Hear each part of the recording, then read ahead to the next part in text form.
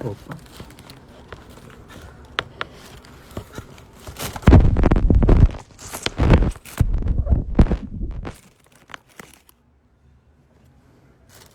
Aê! Agora acho que foi.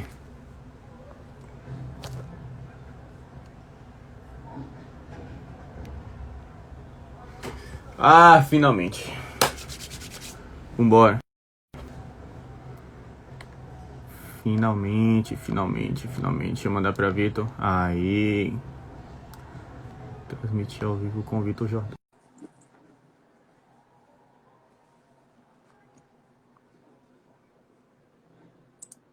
Ó, a priori eu gostaria de dizer, isso é a teoria da conspiração de Max Zuckerberg para que a gente não derrube o governo do PT. Rapaz, ó, o Partido dos Trabalhadores tá por trás disso aí. Ai, meu Tá Deus do complicado. céu, velho. Que complicação de abrir essa live. Mas é um boicote para que a gente não faça nenhum atentado contra a gestão, a possível gestão, né? Vamos lá, né? Meu Deus. E aí, meu querido, depois essa problemática gigantesca de abrir uma live no Instagram, como é que você tá? Tô bem, com a graça de Deus e vossa pessoa. Tô bem também, na medida do possível. Na verdade, eu não tô tão bem por causa dos atentados que estão acontecendo no Chile. É sempre bom a gente lembrar e clamar por Deus, porque tá puxado lá, tá puxado. É verdade, tá puxado mesmo. Que Deus tenha piedade, como disse Jesus Cristo em plena cruz, Deus tenha piedade de nós. Perdoe-nos, pois a gente não sabe o que faz. Mas vamos Então, vamos lá. Vamos focar, meu Deus do céu, eu tô tão feliz que eu consegui abrir essa live, você não faz ideia. É verdade. Porque, meu Deus do céu, é uma complicação. Mas enfim, vamos dar início aí à análise do plano de governo da Major Denise, candidata do Partido dos Trabalhadores à Prefeitura de Salvador. De Salvador. Depois de muita complicação para abrir uma live. Vamos lá, fazer. Pois é. E antes da gente começar, pessoal, a gente começou com o canal no YouTube. Todas as lives que estão acontecendo aqui, a gente já upou para lá. Sim. Tá todas salvas. Então a galera que gosta de assistir em 2x como eu, pode mandar brasa lá. Quem gosta de assistir com a velocidade mais alta, ou que tem o YouTube também tem uma dinâmica melhor para você retornar, né, o vídeo e tal, para assistir o que já passou. Enfim. Exatamente. Então a gente e lá também vai ser onde a gente vai. Exato. E lá vai ser também onde a gente vai fazer nossa transmissão do Linha de Fogo, Sim. que começa logo após o primeiro turno das eleições, onde a gente vai falar de direito, mercado financeiro, economia, investimentos e política e outros temas relacionados. Comentar aí as principais notícias econômicas, jurídicas, do mercado financeiro da semana, inclusive preços e cotações de commodities, índices e etc. Vamos lá. Começando, então, a análise do plano de governo de Major Denise. É um plano de 40 páginas, apesar de ser um dos menores, pode-se dizer assim, entre os planos de governo, em quantidade de páginas, entre os planos de governo dos candidatos à prefeitura, é um plano que traz muita amplitude, se é que eu posso falar dessa forma, e ele é muito geral, então ele acaba se tornando muito cansativo. Ele poderia ser muito bem resumido, assim como o plano de Isidório, em cerca de 17, 18 páginas, se não fosse tanta pompa, mas, enfim, eu consegui fazer um resumo, retirando algumas partes meio até desnecessárias do plano de governo de Major Denise. Eu tenho algumas observações a fazer em primeiro lugar, que, assim como o candidato Bruno Reis fez com a gestão de ACM... Só uma pausa, rapidinho, só para informar o pessoal, como a gente falou de outros candidatos também, a candidatura do PT está tendo... candidatura do PT, no caso da Major, recebeu um valor de Major Denise, certo? A gente, inclusive, já publicou o link anteriormente para que o pessoal possa, quem quiser acessar, recebeu recursos de R$ 925 mil e todos foram, todos não, em verdade não. 900 mil foram doações de partidos que representam, ou seja, fundo partidário, e os outros 20 mil foram de doações de pessoas físicas. Ou seja, tem uma participação maior do, vamos dizer, popularístico, né? Para poder participar. O Mas que já é um pouquinho... Pode falar, pode falar. É isso, como você ia falar, a maioria todos foram assim, exceto de Bruno Reis, que recebeu totalmente 100% foi verba de fundo de verba partidária. Sim. Ou seja, não tem dinheiro para o hospital e para as outras, mas para fazer campanha política tem. Inclusive para poder... Mas pelo menos está diminuindo o coronavírus. Campanha política era a injeção que todo mundo precisava. Meu Deus. É político fazendo propaganda partidária com o dinheiro que vem do seu bolso, né? O bolso do cidadão. Mas tudo bem. Pois é. Vamos continuar a análise para a gente não ficar preso nisso aí. Fazer um breve resumo, como a gente sempre faz em todas as análises de todos os planos de governo aos candidatos. Começando com saúde, ela começa com o plano dela falando sobre saúde. Eu separei 6 aspectos, sobre o plano de saúde dela. Vamos lá. Ela fala sobre a criação do Disque Mamãe, que é um programa que... Perdão, foi a colega aqui. Meu Deus do céu, Thalita.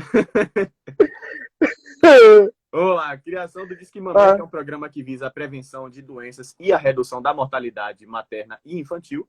Ela fala também sobre a criação de 4 policlínicas, estruturação do sistema centralizado de agendamento e marcação de exames com integração à rede já existente, estruturação da Central Municipal de Regulação e Mediação de Saúde, a fim de qualificar o acesso aos leitos hospitalares juntamente ao Centro de Regulação Estatal, investimento em pesquisa sobre anemia falciforme em parceria com as universidades e a criação de salas especiais em todas as unidades básicas de saúde para atendimento de diabéticos. Na parte de educação, o plano dela, enfim... Na parte de educação, ela fala sobre a ampliação em 50% de vagas em tempo integral em escolas e creches, enfim. Ela fala também sobre a criação de um programa de combate à evasão escolar, a um programa de manutenção e reforma escolar. Ela fala sobre a criação do Centro Municipal de Formação Continuada para profissionais da área de educação em parceria com o governo do estado. Fala sobre a construção de 13 creches municipais, um número assim bem específico, 13. Mas tudo bem. E sobre a implantação de internet de banda larga nas escolas municipais. Na parte de assistência e desenvolvimento social, ela cita a revisão do Plano Municipal de Assistência Social, a ampliação do número de famílias e pessoas contempladas nos programas sociais na cidade de Salvador. Ela busca também fortalecer a cobertura da oferta de serviços socioassistenciais, fortalecer a cobertura, implementar um programa de transferência direta de renda e a criação de um fundo municipal de combate à pobreza. Vamos lá. Em programas específicos para alimentação, ela cita a ampliação de restaurantes populares com cotas prioritárias para a população de rua, além da implementação de um espaço municipal de orgânicos, aquisição de produtos oriundos de agricultura familiar para a merenda escolar e a implementação de hortas comunitárias e institucionais. Na parte de proteção ao consumidor, ela separa uma parte específica do plano dela para proteção ao consumidor. Ela fala sobre a criação do 0800 Codecom, que seria a ampliação da capacidade de atendimento para renegociação de dívidas. Ela fala também sobre a formação do núcleo de atendimentos ao consumidor idoso e ao portador de deficiência, além da implementação de cursos de consumo consciente na rede de ensino. Eu fiquei muito confuso com isso, mas depois a gente vai comentar. Além da criação do Papo Comunidade, com palestras, oficinas e etc., que sejam disponibilizados para a população. Entrando na parte de segurança pública, e eu fiquei um pouco surpreso, porque, e aí a gente vai comentar depois, que são propostas muito pouco específicas para uma pessoa que era um profissional de segurança pública, mas vamos dar continuidade. Ela fala sobre a criação do Conselho Municipal de Segurança Cidadã e Defesa Social. Ela fala também sobre a criação, né, de um centro de avaliação, monitoramento e observatório municipal de defesa social e de direitos humanos, além da implementação do Plano Municipal de Segurança Pública Cidadã e Defesa Social para o mapeamento de políticas públicas de prevenção. Ela fala também sobre o impulsionamento de atuação da Guarda Municipal e sobre a instituição do Programa de Segurança Comunitária, além também da articulação com a manutenção urbanística no tocante à iluminação pública, que o plano de Bruno Reis também trouxe. Vamos lá. Ela fala também sobre políticas de combate ao uso de drogas, né? Ela cita aí a implementação de 14 equipes de consultório de rua, com registro no Ministério da Saúde para o recebimento de repasse de verbas federais. Além disso, ela fala sobre executar o programa Corra para o Abraço, e ela não explica o que é o programa Corra para o Abraço. É uma coisa muito confusa no plano de governo de Major Denise, como outros programas que ela simplesmente pôs no plano e não explicou o que seriam, mas vamos dar continuidade. Na parte de direitos humanos, ela propõe a implementação do Observatório Municipal de Direitos, além da criação do Selo Municipal de Direitos Humanos para entidades públicas e empresas privadas que tenham atuação destacada na defesa dos direitos fundamentais, e fala sobre a instituição da Ouvidoria Municipal de Direitos Humanos. Na parte de desenvolvimento econômico, ela fala sobre a ampliação de programas de qualificação profissional para a população, além da regulamentação e serviços concedidos ou contratados pelo poder público, outra coisa que ficou um pouco confusa, a criação de um programa de modernização do microempreendedor, além da fomentação de relações da cidade com outras metrópoles para atração de empresas de tecnologia. E aí ela vem citando benefícios fiscais e ofertando a capacidade instalada do Cimatec. Na parte cultural, ela fala sobre desenvolver programas de atividades artístico-culturais, além da elaboração do Atlas Cultural de Salvador. Ela também vem citando a transformação da cidade em uma referência nacional e internacional e a consolidação do desenvolvimento da cultura audiovisual com a criação de uma empresa que possa dar agilidade aos processos. E aí a gente entra em um contrassenso entre governo e agilidade, e posteriormente a gente vai comentar sobre isso também. Na parte de esporte, ela fala sobre a criação do programa Faz Atleta, além de realização de palestras com ícones do esporte baiano. Fala também sobre apoiar escolinhas de esporte e ligas de bairros, além da implementação do campeonato interbairros, né, com finais nos estádios de Pituaçu, Barradão e Fonte Nova. E aí eu já deixo a pergunta, imagine o quanto isso vai custar aos cofres da cidade, né? Vamos ver se isso tem necessidade de fato.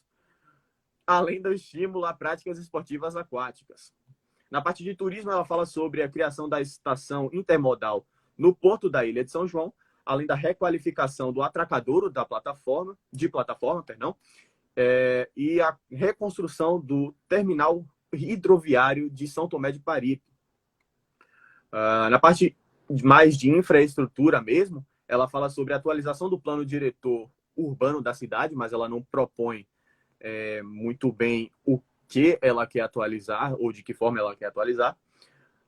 Ela fala também sobre a implementação de parcerias para a melhoria da infraestrutura urbana, além da adequação ao novo marco do saneamento básico, que também entra na questão da infraestrutura. Fala sobre a elaboração de um plano municipal de encostas e fazer 30 encostas na cidade, especificamente, e basicamente dando continuidade ao trabalho que o prefeito atual, ACM Neto, do Democrata, já vem fazendo, além da instauração de um programa municipal de regularização fundiária, e aí é uma coisa que todos os candidatos vêm trazendo. Uma coisa que me chamou bastante atenção é que ela propôs aqui um kit material de construção para a população. Eu não sei como que isso vai acontecer, mas a gente também vai comentar. Nota de cabresto deve ser. Posteriormente. É basicamente... Enfim, é uma compra de voto meio institucionalizada. Vote em mim que eu vou te dar um kit material de construção para construir sua casa. Mas a gente não vai entrar nesse mérito. Não tão longe do que o ACM Neto fez. Porque a ACM Neto fez o quê? Ó, se registra aqui que eu vou pintar sua casa. Pois. Não tão longe. Mas vamos lá. Na parte de meio ambiente, ela fala sobre a criação de um plano municipal de implementação de drenagem urbana, além da substituição gradativa de transporte público movido a combustível fóssil para o sistema elétrico. Né? Outra coisa que vai custar muito aos cofres públicos, e a gente vai comentar posteriormente. Na parte de proteção a animais, ela fala sobre a implementação de um hospital público veterinário aos moldes do plano de Pastor Sargento Isidório, além da criação de uma central 0800 de adoção de animais, outra coisa que também não tem tanta necessidade, e a regulamentação e fiscalização do comércio de animais. Além disso, na parte de tecnologia, ela fala sobre a criação de oficinas tecnológicas em 13 bairros, com Wi-Fi de 1 GB de velocidade em torno dos espaços, a implementação de 100 zonas de Wi-Fi na cidade, para que assim a cidade possa gozar de conexão de internet gratuita em toda a região, além da implementação de um núcleo de apoio a startups. E aí, finalizando o plano de governo da Major Denise, ela fala sobre programas mais de inclusão, e aí ela fala sobre a inclusão na diversidade, igualdade entre gêneros e raças, além de respeito e valorização aos idosos e pessoas portadoras de deficiência. E, especificamente para crianças e adolescentes, ela propõe a realização do programa Primeiro Emprego Salvador e a implementação do programa Jovem na Trilha, que visa a contratação de estagiários para a gestão pública e parcerias com a iniciativa privada.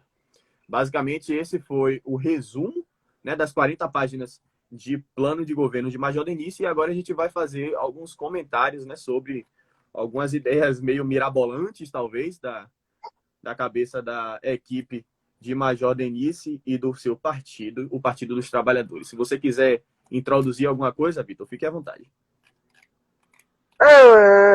Não foge nada ao que a gente está acostumado a ver de políticos, né? Principalmente desde propostas de Bruno Reis, com propostas de Pastor Isidório, como serão os próximos que a gente vai trazer aqui para analisar. Incrível como, novamente, uma major, como você citou, a gente estava conversando anteriormente, traz como proposta para a segurança pública a iluminação. Uma major da militar. Eu acho que às vezes eu estou pensando que sou eu que sou incompetente, porque não é possível que uma major que entenda o mínimo possível atuou com segurança pública militar, que é ainda maior, de uma militarizada, tem um poder tático, uma estratégia muito melhor do que a ofensiva, né? A polícia de combate mesmo. Exato, ostensiva. Ela é muito mais estratégica, ela é muito mais ostensiva do que a Guarda Municipal e do que até talvez, obviamente não desmerecendo a Guarda Municipal nem a Polícia Federal, mas tendo em vista que a militar se trata de frente de combate, muito mais do que o próprio Exército, eles entenderiam um pouco mais desse combate. E vem uma major dizer que uma das propostas é a iluminação pública de Salvador. A partir da iluminação pública seria mais uma proposta de infraestrutura que também se conecta com a segurança pública do que especificamente uma proposta de segurança pública, né? No plano de segurança pública dela, e foi isso que eu comentei no início, ela traz propostas muito escassas, muito amplas, muito abstratas, entendeu? Sobre segurança. Tipo, vamos valorizar o profissional do guarda municipal. Então, é uma coisa meio abstrata, né? Tá, ok. Vamos fazer um plano para a segurança. Outra coisa que é muito presente no plano de governo dela é justamente esse fato de, no plano de governo, ela estabelecer planos a serem feitos posteriormente. Um plano de governo, quando você disponibiliza para a população, é justamente você, poxa, eu estou me candidatando a prefeito de Salvador, eu sei o que fazer, está aqui a forma como eu vou fazer, quando eu vou fazer, o quanto isso vai custar, né? E você trazer um plano para dentro do plano, sendo que esse plano não foi estabelecido ainda, eu acho um pouco de falta de responsabilidade. E preparo. Exatamente. Agora, como você bem citou, agora não só a questão da segurança, porque pasmem, fiquei impressionado, é uma questão de ter isso. Embora a gente saiba que, quando se trata de candidatura municipal, a competência dada pela Constituição Federal é limitada. Como eu já citei anteriormente, cabe principalmente a Guarda Municipal, mas cabe também a Guarda Municipal, como eu já desmiuçei anteriormente, fazer essa questão da integração com a polícia, que a Guarda Municipal cabe para a defesa da proteção ao patrimônio, bem como, em conjunto com a questão da infraestrutura, pode-se muito bem o município fornecer dados, como o pastor Isidoro fez em seu plano perfeitamente. Obviamente, a gente tem que elogiar quando é necessário, que ele fez a integração e disponibilização de dados com a operação policial militar, como a questão não só de dados de câmera de segurança, mas todos os dados de registro interno. E isso a gente não vê.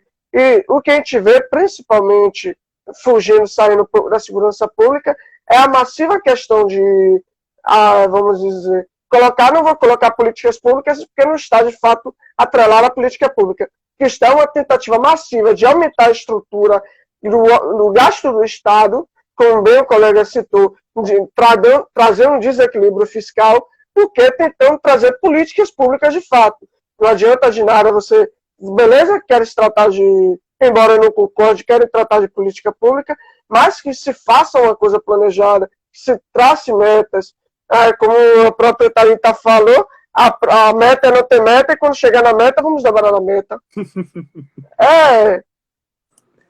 Então, voltando à questão, o que o plano dela também trouxe? A questão de trazer internet mega para 475 unidades de educação. Agora a gente vai dizer, o Estado não tem a capacidade de fornecer, eles mesmos, quando a gente vai lá, o sistema está caindo, que ele não tem estrutura para trabalho dentro das próprias secretarias, quanto mais fornecer isso dentro de escolas,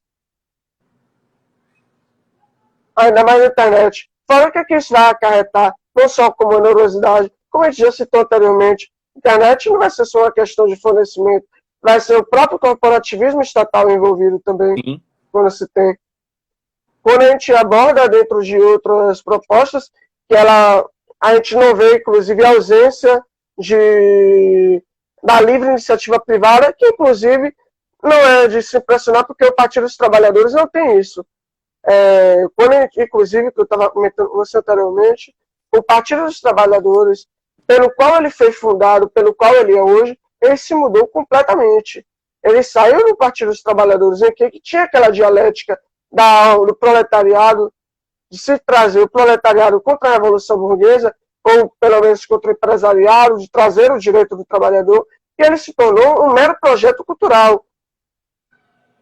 Quando a gente vê dentro da proposta dela, a gente só vê o tempo todo programa de direitos humanos, tentar trazer desigualdade racial, tentar diminuir a questão do preconceito, da homofobia, que diz, né? E todos os outros, mas a gente não tem, pelo que é o Partido dos Trabalhadores, porque quem leu a ata, o projeto inicial dos Partidos Trabalhadores, sabe que o projeto deles é a tentativa de estruturar o proletariado dentro do governo e também de fazer a revolução. E a gente não vê isso, não só dentro do PT, a gente vê isso em todo, não no PTBA, mas em todo o PT nacional e mundial também. Deixou-se de se ter uma dialética marxista, que o próprio Marx sempre tentou implementar, para se tornar uma dialética cultural. A gente já leu e estudou isso quando a gente falou lá sobre a estética, a revolução cultural marcosiana, dentro da escola de Frankfurt, certo? Então, o PT perdeu aquela essência, ele se tratou agora de um membro, um partido que vai tentar fazer uma coisa cultural, e quando a gente vê, ele não traz propostas de fatos, traz propostas abstratas. Vamos lá, não tem uma proposta que eu lhe diga aqui, que de fato, essa proposta aqui é que de fato está trazendo uma política pública. A gente vê o que? Aumento do Estado. É tudo muito abstrato. A gente vê. Como eu disse, só fazer um comentário, como eu disse anteriormente, grande parte do plano que ela traz, né, são propostas muito amplas, são poucas propostas específicas. Exato. Elas existem, né? Existem propostas, inclusive propostas boas, dentro do plano de Major Denise, e principalmente uma em específico na parte de desenvolvimento econômico, que eu vou citar posteriormente, mas são muitas propostas amplas, digamos, vamos melhorar a educação, vamos melhorar a saúde pública, vamos melhorar o SUS, vamos melhorar a mobilidade urbana. Tá, mas como? Ela não cita algo mais palpável, não fala como ela vai fazer, o quanto isso vai custar, quando ela vai fazer, quando ela pretende fazer, entendeu? De que forma? Vai ser via parceria com a iniciativa privada? Vai usar os cofres públicos? Se usar os cofres públicos, o quanto isso vai custar? O quanto isso vai onerar o bolso do trabalhador, o bolso do contribuinte? O quanto de imposto vai aumentar para que a gente possa sustentar esse programa? Lembrando que o governo não produz nada. O governo ele se sustenta exclusiva e unicamente, e principalmente a prefeitura, de impostos. Então, se o governo tentar fazer algo a mais, é óbvio que ele ou vai aumentar impostos ou vai se endividar mais. E a gente já tem uma cidade deficitária por conta da crise do coronavírus. Então, a gente fica em um dilema, entende? E uma pessoa que não traz propostas específicas e mostra como vai fazer, ela traz um plano de governo muito fraco, muito fraco. Exato. Fazendo um parêntese, eu queria até, não sei se é porque a gente é muito mais crítico em relação a isso, não só crítico, mas a gente faz o papel de um cidadão, que é pesquisar, averiguar, tentar chegar à conclusão lógica dos fatos que foram apresentados. De fato. Certo? E quando a gente vê, por exemplo, não vou também enaltecer, mas, por exemplo, Paulo Guedes, antes, quando ele estava tentando, era um postulante candidato ao Ministério da Economia, junto com o presidente da equipe de atual presidente Jair Bolsonaro, a gente via que ele traçava as metas. Ele chegava, eu quero vender essas estatais aqui em tais dias para fazer isso vai diminuir meus valores, eu vou sobrar tanto em caixa, que aí eu vou conseguir aumentar os impostos, ou diluir os impostos, que assim eu vou fazer isso, vou diluir a arrecadação em tais por cento e diminuir a pública em 3 bilhões. Você vê que ele, embora ele não tenha cumprido o que ele fez, ele disse que ele planejava fazer. Não adianta, eu não estou dizendo aqui que a gente tem que trazer políticos que só digam, vai fazer isso, chega na hora não faz. Pelo contrário, a gente quer um político que diga como vai fazer e faça. Eu vou melhorar a segurança pública, beleza. Primeiro, como eu não tenho competência para a polícia ostensiva, eu vou fazer o seguinte, todos os dados que eu tenho dentro da Guarda Municipal, eu vou colocar aqui, Polícia Militar, tem esses dados aqui, essas são as áreas quentes, são áreas onde tem a maior depredação de patrimônio público, são as áreas onde tem a maior incidência de crime, porque nossa guarda também, a Guarda Municipal também pode, na hora do combate ao crime, se ver um ato, ir lá e proteger, não só a Guarda Municipal, todo cidadão, mas por questão de preparo, a polícia, a Guarda Municipal, como a polícia, é preparada para isso. Mas o cidadão também tem seu direito à legítima defesa e enfim, para depois não disserem que eu estou fomentando reação a qualquer assalto aí. Mas a Guarda Municipal pode. E a Guarda Municipal foi esses lugares aqui que a gente teve uma maior incidência. Pessoas vieram recorrer ao Estado. Vou botar o Estado como ente em si. Pronto. A questão da infraestrutura. Beleza, a gente quer... Como o governo do Estado fez, que inclusive a Major Denise fala na pauta dela, eu vou querer trazer o pessoal de Itapuã para a orla marítima do subúrbio. Como é que eu vou fazer? Eu vou fazer o viaduto tal, vai passar por esse bairro aqui, isso. Como o próprio Bruno Reis falou na campanha, no projeto de integração do metrô, eu quero botar o metrô até o comércio, como é que eu vou fazer isso? Vou pegar o Campo da Pólvora, embora ele não tenha competência para tal, mas ele disse que estava conversando com o governo do Estado e que faça, se for o caso. Quero pegar aqui, a gente vai fazer o viaduto, o túnel por baixo que vai ligar Campo da Pólvora até comércio. Ele está dizendo como ele vai fazer, mas cadê as outras pautas? Ela aqui, vou criar, sei lá, como foi, o centro de maternidade, tá, mas vai funcionar para quê esse centro de maternidade? Quantos leitos vão ter nesse centro de maternidade? Qual vai ser a verba necessária para esse centro de maternidade? Eu tenho caixa suficiente, qual é o caixa do município de Salvador para fazer essas verbas? Não tem. Aí a população fica omissa quando solicita isso, e quando a gente precisa para poder explanar, e as pessoas também precisam para entender onde vai voltar, não tem. Isso não é só uma questão... De alguma forma, até isso foi até um problema também no plano de governo de Bruno Reis, para não dizer que a gente está passando pano... Exatamente, eu ia falar agora. Dos trabalhadores, mas isso vem também de outros candidatos à prefeitura, que é o fato de não serem objetivos, né, no que falam, ou de expressar, pelo menos, responsabilidade com o fisco. Né? É uma coisa que a gente bate muito na tecla, é justamente a responsabilidade com o fisco. Enfim, pode continuar. Mas a gente sabe, convenhamos, a gente sabe que a proposta dos trabalhadores, em verdade, essas pautas são mera manipulação. Convenhamos, não só a do Partido dos Trabalhadores, mas a como a de Bruno Reis, como a do pastor Isidoro também, são meras manipulações. Só que eu acho que a do Partido dos Trabalhadores é mais ainda, porque ela afeta, de fato, a classe mais ignorante. Pessoas que não têm o conhecimento possível, quando ela vê aquilo, ela se atrai, porque, tô vendo, ele está criando isso, aquilo, está vendo propostas, porque se a gente colocar nas propostas, quem está mais dizendo que vai fazer alguma coisa é o Partido dos Trabalhadores. Não estou dizendo que isso é algo bom, estou dizendo que, olha, eles estão lotando de, eu vou cuidar disso, vou fazer isso. Tá, mas como? Não adianta você ser um estado que eu vou prometer o mundo para vocês e vou entregar uma casinha de cachorro para todo mundo dormir. Pô, convenhamos.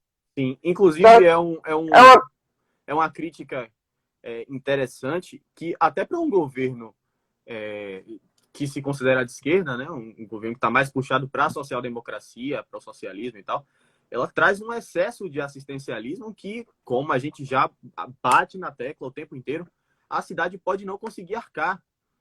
Entende? É muito projeto, muita coisa que ela traz e planos que, né, propostas que são até desnecessárias e que talvez a cidade não consiga. Cai na boca. Mas aí, essa é a questão, é que o povo quer ouvir. Não só, eu não estou fazendo aqui uma questão de meter pau no Partido dos Trabalhadores, é porque eu não tenho partido. Meu partido é, de fato, o Brasil, e que de tal forma que não está nem mais sendo, certo? Mas eu quero o bem da minha nação. Então, independente de quem seja do DEM, seja do PSD, seja do PSL, seja a merda do candidato que for e do gestor que for, eu quero um país que tenha um equilíbrio fiscal, que se tenha um governo acessível, prudente, limitado em sua competência. O que eu quero é que pessoas tenham liberdades individuais, não só de ir e vir, mas com a sua própria livre iniciativa de você fazer o que você bem entender, obedecendo, obviamente, o artigo 5º da Constituição, que ninguém é obrigado a fazer ou deixar de fazer, senão em virtude da lei. Então, obviamente, a gente faz o que a gente pode, mas que obedecerá a lei e obedeça o direito do próximo também. É meramente a questão disso. E assim como o partido dela ter feito, que é uma manipulação, para quê? Para ser agradável e útil aos ouvidos de uma das pessoas desinformadas, novamente, não é só o Partido dos Trabalhadores, é o DEM, o PSD, a Avante e todos os outros, mas você vê que o DEM, ele é muito mais, não é retórico a expressão, mas ele é muito mais conciso na hora de se falar, porque ele toca no de que, de fato, a população de Salvador sofre, que é a questão da população de Salvador, é a maior população negra que se tem no Brasil, de fato. Ela toca nisso com cuidado, o que muitos outros partidos não tocam. Quando você vê um candidato falando isso, você se sente, você se canaliza, embora não seja verdade o que você fala. Se, por exemplo, eu falar o que todo mundo quer ouvir aqui, todo mundo vai começar a me seguir. Mas eu posso falar o que as pessoas não querem me ouvir, as pessoas vão achar o quê? Ele é arrogante, ele é contrário, ou então eu sou chamado de bad cop, por aí, exatamente. Mas é exatamente porque, embora a gente fale a verdade, o que não estão fazendo, ele está sendo altamente influenciado. Como eu falei, o partido deixou de ser uma causa em si, que era a dialética, e se tornou aquele projeto cultural para quê? Para tentar agradar a massa, você agregar a massa, cada um vem para cada canto, e vai ao mesmo tempo unificar para tentar trazer o poder. É o que ele tem feito. A gente vê, ela separa direitos humanos, quando ela traz o quê? Uma antítese ao que o governo federal, entre aspas, se faz, porque é a tentativa deles, certo? Quando se toca muito em direitos humanos, é uma tentativa de fazer uma oposição ao governo federal. Quando ele toca na questão da homofobia, na questão da própria racial, é para tentar tocar Salvador, que tem uma boa incidência de negros, de gays ou de qualquer outra comunidade que seja. Por isso que o Partido Trabalhador é muito mais manipulável. E, como você falou, muito mais abstrata. Porque as pessoas não querem algo consigo. Elas querem uma ideologia. E é isso que eles estão trazendo. É basicamente você trazer o que a população quer ouvir, como você falou. Mas vamos dar continuidade, senão a gente fica muito preso nesse assunto e ainda tem coisa para falar. Eu queria que você comentasse um pouquinho sobre o programa de implementação de transferência direta de renda que ela falou. E isso também na parte específico para alimentação, que ela fala sobre cotas prioritárias para a população de rua em restaurantes populares da cidade, né? Além da ampliação desses próprios restaurantes populares. Eu tenho duas perguntas, uma para cada tema. Primeiro, ela não explicou como vai funcionar essa transferência direta de renda, mas pelo nome a gente pode imaginar o que seja. É algo parecido com o auxílio que vem sido proposto pelo Partido Socialismo e Liberdade, né, o PSOL, em âmbito nacional, e que cada candidato à prefeitura também está estabelecendo. E que aí já fica a minha pergunta se o fisco tem como financiar algo desse tipo. Eu imagino que não tenha como. E a segunda pergunta é quanto às cotas prioritárias para a população de rua nos restaurantes populares. Como que o governo vai conseguir, no caso, como a prefeitura, vai conseguir distinguir um morador de rua de um não morador de rua e como vai acontecer esse controle? Porque eu não vejo como fazer algo tão, assim, tão específico de uma forma que seja possível de controlar, e isso vai acabar saindo de controle. Transferência de renda, a gente já sabe como é que faz, né? Tira através de impostos, a gente vai tirar de quem está produzindo, de quem está comprando, e vai lá fazer o assistencialismo. É isso que basicamente é essa função do Estado. E vai arrecadar os impostos, vou criar minha máquina e vou fazer o assistencialismo. Pelo menos esse é o molde que funciona o governo brasileiro. Não só o governo brasileiro, mas muitos do mundo inteiro. Eu tenho bastante receio, porque imagino, tem que se avaliar, porque uma questão da transferência de renda é que talvez não, o município não tenha questão de competências para algumas coisas, questões tributárias. O município só tem questões tributárias para poder alguns limites, como ISS e outros, enfim. Então, eu não tenho, como você colocou, eu não tenho a mínima ideia de como faça. Eu tenho a ideia de que o mínimo que eles podem fazer dessa transferência de renda é eu vou aumentar, por exemplo, a população que ainda tem uma renda no poder aquisitivo maior, ela consome mais o quê? Qual é a acessibilidade dela? Onde é que está o poder de compra deles, vou dizer? Onde é que está o consumo deles? Onde é que eles gastam dinheiro? Vamos aumentar os impostos nesse lado, certo? E vamos tirar daqui e fazer essa distribuição. Como ela própria mesmo queria fazer renda, de aumentar a renda que já existe dos benefícios sociais municipais, alguns já têm, está querendo continuar. Não, e também tem outra questão, respondendo a questão do equilíbrio do fisco, pode ter-se a questão do governo federal, porque tem uma das propostas dela na questão da saúde, salvo engano, que ela disse que quer implementar um centro de saúde para a mulher, salvo engano, e quem vai pagar é o governo federal, através do Ministério da Saúde. Então fica fácil dessa forma também. Eu dizer que vou fazer metas e vou colocar o próprio governo federal para poder arcar com isso. E, inclusive, se o governo federal se negar, qual vai ser a política? Eu tentei criar aqui para você, população, mas foi o governo lá, entre aspas, fascista, autoritário, que não permitiu que eu fizesse centro de maternidade para vocês. Olha só quem vocês votaram. Então vai cair nessa política. Sim. Governo federal, inclusive, que já está bastante endividado, a gente está chegando quase em 100% da dívida PIB. Tá me ouvindo? No indicador de dívida PIB. Alô, alô, alô. Opa, voltei. Tô te ouvindo agora. Oi. Uma coisa importante de se comentar é que o governo federal, como eu estava falando antes, que você tinha caído, o governo federal já está muito endividado, né? A gente já está chegando quase em 100% da dívida PIB, indicador de dívida PIB, aos moldes internacionais. Então, basicamente, para quem não entende do assunto, se um dia a gente chegar a mais do que 100% da dívida PIB, mesmo que a gente venda todo o país, a gente não paga a dívida do país. Então, é algo muito preocupante. E você se encostar no fisco, pode-se dizer assim, do governo federal para criar algum programa é uma coisa muito perigosa, né? Enfim. Comentário de Bernardo Monteiro aqui sobre... Na verdade, o PT entende bem de quebrar as coisas, seja a economia ou outras coisas a mais. Exatamente. Eu não sei se não deu para ouvir quando eu falei, mas eu vou repetir, vou ser bem breve. Um dos problemas dessa questão da verba pública é que eles podem fazer como se fosse uma jogada política. Como? Você ouviu a jogada política que eu tinha citado? Não, né? Acho que cortou na hora. Qual foi a jogada política? O município, a futura prefeita, não, a postulante, a prefeita de Salvador, vai fazer o quê? Vai criar o centro de maternidade, certo? Ela vai usar o custo do município. Eu, município, peguei minhas verbas aqui, construir o hospital. Só que eu preciso de dinheiro para sustentar. Isso é programa de saúde. Eu vou recorrer ao governo federal. O governo federal cria esse programa aqui, paga a conta. Aí o governo federal, que já está quebrado, vai dizer, eu não tenho como pagar, vou dar uma verba pequena para vocês fizerem manutenção. O que a prefeita pode fazer como jogada política? A população, eu criei aqui, usei verba, arrecadei os meus impostos, fiz meu trabalho, cheguei lá a construir. Mas o governo federal que vocês votaram, olha o que eles estão fazendo com você, população carente. Ele não está querendo pagar para vocês terem saúde de qualidade, porque ele só quer beneficiar os amigos dele. Isso pode acontecer, e é um perigo muito grande. Certo? Então a gente tem que ter esse cuidado com essa questão. E como você estava falando, o governo federal está quebrado. Quem paga as contas do estado e do município é o governo federal.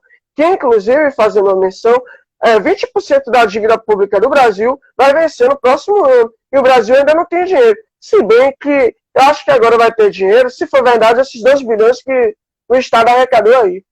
Eu não sei se vocês souberam, mas uma família tirou 50 bilhões do país, teve que pagar 2 bilhões de imposto. Embora assunto 50 bilhões... Assunto para o Linha de Fogo, Vitor. Deixa para o Linha de Fogo. Vamos focar no plano de governo. Mas é uma coisa a se pensar. E aí, voltando à questão da transferência de renda, vai ser um perigo. Como eu havia.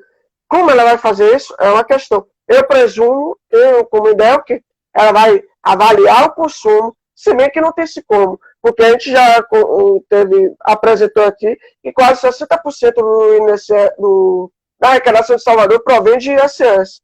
E não tem como limitar essa categoria, até porque, por exemplo, se a iPhone 12 for o consumo de gente rica, até a pessoa de classe menos favorecida está tendo acesso. Então não tem como mencionar essa questão do imposto. Mas que já pensou que vai ter um controle, o município fazendo o controle da renda da população, que eles podem. Então, é um perigo muito grande na questão da iniciativa, da liberdade individual. Como não tem, como você mencionou, está muito abstrato, mas é um perigo muito enorme. De fato, vai ser a arrecadação de imposto para o pessoal pagar e vamos continuar fazendo assistencialismo. Se não der, manda para o governo federal que eles pagam a conta. Sendo que, na verdade, quem paga a conta é o próprio pagador de imposto, novamente. Enfim, vai por linha de fogo, porque isso já vai virar economia. Que sempre paga a conta. Sempre quem paga a conta é o contribuinte, é o povo, é quem trabalha. Sempre. Gestão dos democratas em Salvador, aumento de IPTU. Todo mundo reclama disso. Agora, e aumento das multas também. Muito provavelmente vai vir aumento de impostos caso ela ganhe. Porque a proposta de governo dela é muito assistencialista e o governo precisa, no caso, o município precisa se financiar de alguma forma. Se não conseguir, mediante o repasse de verba do governo federal, que já é um governo endividado, imagine se... eu tenho até medo, se ela quiser fazer todo o plano dela, entendeu? Se ela colocar... Imagine, verdade. Se ela quiser fazer todo o plano dela, ela vai ter que aumentar impostos, assim, desgovernadamente. Exato. Imagine se que a gente está pedindo, que a população pede, que eles levem em prática o que eles prometeram. Imagine que ela seja, não, eu prometi, vou cumprir. A gente está ferrado de qualquer forma. Com certeza. A gestão dela vai ser mais competente ainda se nada fizer. E tudo não isso... só dela. Um comentário só. Tudo isso a gente embasa justamente no fato de que ela não trouxe nenhuma linha de uma afirmação qualquer sobre respeito ao equilíbrio fiscal. Ela não trouxe, ela não falou nada sobre redução de impostos, sobre desburocratização, sobre nada. Ela simplesmente propôs... E nem mesmo sobre a geração de empregos. Sim, e também... Nem mesmo sobre a geração de emprego. Embora não é competência do Estado gerar emprego, mas trazer propostas que façam com que a iniciativa privada contrate nem isso. Sim, o município também pode fazer, né? Isenção de... Ela falou até um pouco sobre benefício fiscal a microempreendedor, mas foi numa linha muito pequena, entendeu? E microempreendedor, salvo engano, a renda de... Não é o empresário que contrata microempreendedor, o quê? São 8 mil mensais, são até 8 mil mensais, e não é uma pessoa que está contratando para geração de empregos. Que traz uma geração de empregos também não é uma geração, não é de grande porte, nem de pequeno porte. São pessoas de médio porte, EPP, empresa de pequeno porte, que tem um valor razoável, que já produz quase 5 salários, que tem até 5 salários mínimos, e vai assim. Não é um microempreendedor, porque microempreendedor, em verdade, é muito mais para pessoas que são dadas, como é que eu posso dizer, pejotizadas, são pessoas pejotizadas, são pessoas que o empresário não tem mais contratado via CLT, contrata via empresário, que é o microempreendedor. E tem questão de geração de emprego, não é tão produtiva assim, embora ela tenha citado isso. Dando continuidade à análise do plano dela, tem algumas coisas que eu achei completamente desnecessárias mesmo no plano. Como, por exemplo, a implementação na parte de esportes, a implementação do campeonato interbairros e que as finais fossem nos estádios de Pituaçu, Barradão e Fonte Nova. Sim. Velho, a gente já tá batendo nessa tecla do fisco. A gente já bate na tecla do, olha, a cidade tá deficitária.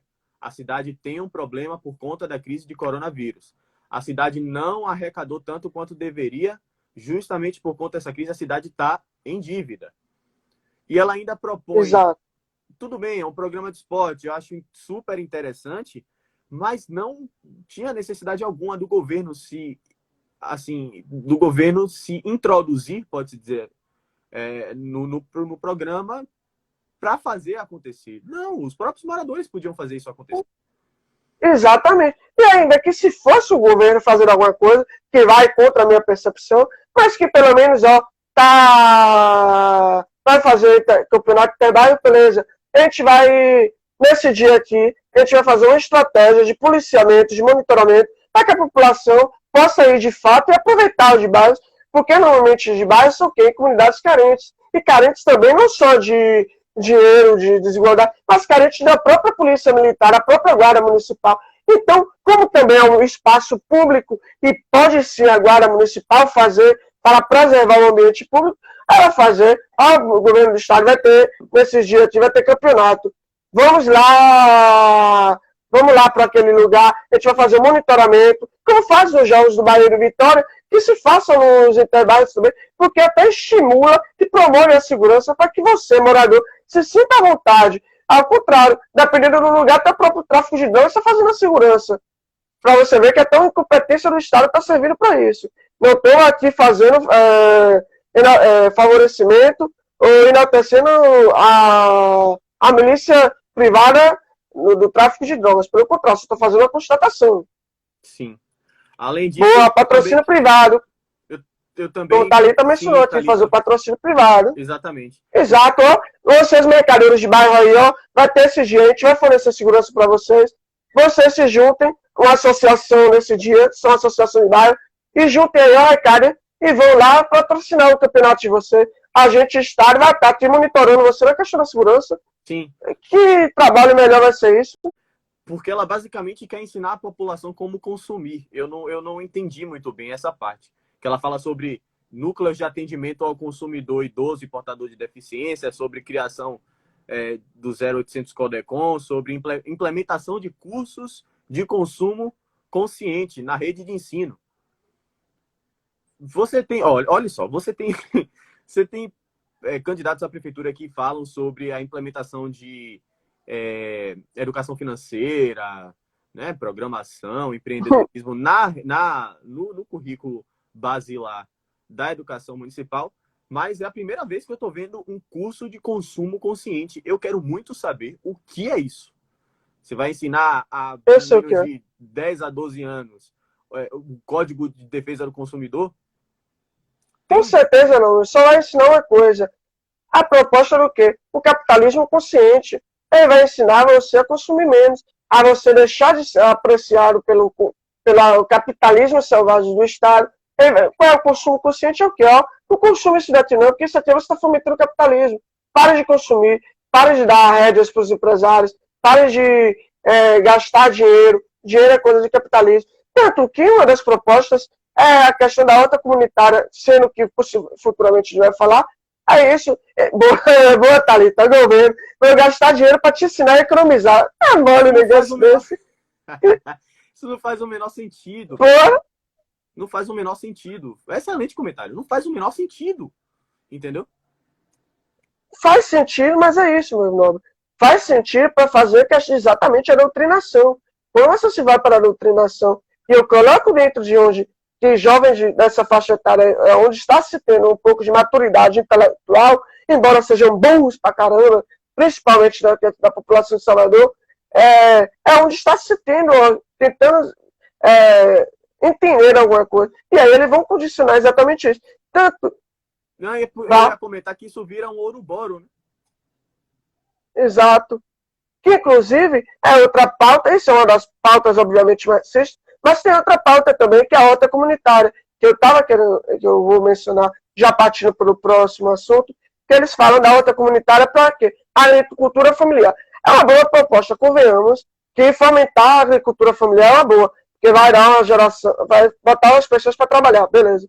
Mas o meu receio é o quê? Essa agricultura familiar vai ser fornecida para o Estado. O Estado vai fazer o quê? Essa comida, eles vão dar para continuar fazendo o assistencialismo, que é dar a comida aos moradores de rua, todos os outros. Quem fazia isso era Tito, lá na Iugoslávia. Quem fazia isso era lá na própria Coreia do Norte, lá na própria Taiwan na época. O que é que eles faziam? Segregava a sociedade, a própria sociedade produzia sua cultura de subsistência e fornecia para a própria sociedade. E não tinha mais a questão da produção. Eu vou produzir e vou determinar essa quantidade. A mesma coisa a horta comunitária. A horta comunitária eu vou fazer o quê? Vocês aqui produzem isso. Eu, Estado, vou tomar para você sob a falsa premissa de que eu vou lhe pagar, porque quando ele lhe paga, ele vai tirar dos seus impostos lá na frente. Então, tecnicamente, ele está se autofinanciando lá na frente. E eu vou continuar o quê? Pego essa comida e vou dar a você, população carente, que não tem nada. E eu vou fazer o quê? Essa bola de neve, como a gente tem falado, que é para exatamente fomentar esse tipo de estrutura deles. E que é uma proposta que a gente tem que se ter cuidado. É um ouro. Exatamente. Basicamente, você incentiva que consumam menos, logo se produz menos, logo o governo arrecada menos e fica mais endividado, e aí tem que subir imposto, e aí acontece tudo aquilo que a gente já sabe. Eu queria comentar também, a gente já está até encerrando um pouco de tempo de live, mas eu queria comentar ainda nesse assunto né, na parte de alimentação do plano dela, que ela fala sobre a aquisição de produtos oriundos de agricultura familiar para merenda escolar. Isso talvez... Exatamente. Isso talvez, até saindo do lado sociológico da coisa, indo para um lado mais técnico, isso talvez tenha um obstáculo muito grande, burocraticamente falando, né? Em questão de licitações, de, né, contratos para com o governo. Eu queria que você comentasse um pouco sobre isso também. Eu acho que tem um obstáculo muito forte aí que ela não vai conseguir, de forma tão fácil, implementar essa proposta. Exato. Não vai conseguir, primeiro, por ter custo. Na máquina pública, ela vai conseguir sustentar isso. Ainda mais se for 475 escolas, trazendo que se tenha no mínimo 1.000 alunos, é quase 400 mil alunos ao total, certo? E olha que isso é o básico. Sim. Imagine o sustento de uma alimentação, fora que ela está querendo colocar o projeto de integral para a população, de aula integral, ou seja, vai ter que dar café da manhã e o lanche da tarde e o almoço, e fora que ela está querendo alcançar a meta de 50% de ocupação de vagas. Então, além de ser um custo para a máquina pública, não é só um custo para a máquina pública. Eu não estou dizendo aqui que a população tem que ficar sem comer, não é questão disso. A questão é a forma de como você pode se fazer isso. E, sinceramente, eu só espero que, quer dizer, convenhamos, eu espero que feche a escola que nem fez o Rui Costa. sinceramente. Mas, enfim, é, tem que se ter. Não sei, opa, não sei como ela vai manter isso, como a gente não sabe como ela vai manter todas as outras. É uma coisa bem perigosa. E eu acredito que ela possa se utilizar dessa agricultura familiar para suprir a necessidade, talvez momentânea, que não me falta dados de verdade para dizer se uma agricultura familiar comunitária dentro de Salvador conseguiria sustentar 4.000 alunos, fora os moradores de rua, fora as pessoas sem necessidade, porque tem, aqui em Salvador tem um projeto do municipal que é Fome Zero, alguma coisa, lá no comércio, inclusive, que fica o pessoal ali fazendo fila para poder comer. Então, é muito custo. Como vai se fazer isso? Obviamente, deve-se fazer o quê? Como a gente prevê, diminuição da máquina pública, diminuir os impostos, faz a geração de emprego subir, faz o pessoal ter um maior consumo e poder aquisitivo, para que eles possam ter maior propagação, consumir o que quiser. Mas, obviamente, isso não vai acontecer. Até porque não tem nenhuma proposta nesse aspecto. Embora Isidoro seja muito mais liberal nessa prática, entre aspas, dela não tem. Que dela tem massiva, só que eu tenho bastante receio. Só um ponto eu digo. A gente, não é candidato a Salvador, não tem nem a opção de votar no menos pior. Enfim, vamos encerrar a live, já está chegando no próximo. Já está chegando próximo ao nosso tempo limite. Inclusive, eu acho que esse Linha de Fogo vai ser bastante bom, porque tem bastante conteúdo que a gente fala aqui, que a gente só poderia abordar muito bem quando se tratar de economia, quando se tratar de política e mercado financeiro de fato. Porque aqui a gente está falando não propostas. Então... a gente... É importante até a gente falar isso aqui em live, que a gente vai fazer um plano, pode-se dizer assim, para estabelecer as datas especificamente das lives de análise dos planos de governo dos candidatos. E a gente pode, ou no meio, ou posteriormente a isso, além do Linha de Fogo, fazer também lives específicas para falar sobre dívida pública, para falar sobre vereança, sobre prefeitura em si, sobre aspectos do governo federal. E aí a gente pode falar sobre o que quiser. Tem a disponibilidade do canal do YouTube também, caso a gente não consiga fazer a live aqui no Instagram. Ou a gente pode fazer aqui, da mesma forma que a gente está fazendo com as análises. A gente faz aqui e posta lá também. Enfim. Exato. Importante lembrar também, como a gente já comentou, do Linha de Fogo, que será posterior a todas as análises, será o nosso programa semanal de análise de notícias político-econômicas nacionais e internacionais sobre o mercado financeiro, economia e direito, entre outros assuntos, que começará, como eu já falei, posteriormente a todas as análises dos candidatos à Prefeitura de Salvador. Né? A gente fará lá no nosso canal do YouTube. Vou deixar... Inclusive, a gente não divulgou o nosso canal do YouTube ainda, Vitor. A gente precisa colocar no Instagram. Enfim, falta 1 minuto para acabar a live. Se você quiser falar alguma coisa rapidinho. Só fazer uma coisa. O pessoal vai abrir o próximo enquete aí, para ver se todo mundo quer que a gente fale sobre os prefeitos ao redor do Brasil. Algumas pessoas já pediram para a gente falar de São Paulo, do Rio, de outros. Mas se vocês quiserem, inclusive a gente abre uma enquete, coloquem lá. Eu quero da Prefeitura de São Paulo, da Prefeitura do Rio de Janeiro. Que a gente pode marcar um dia da semana e fazer uma live falando sobre a proposta de lá. E comparar até com Salvador.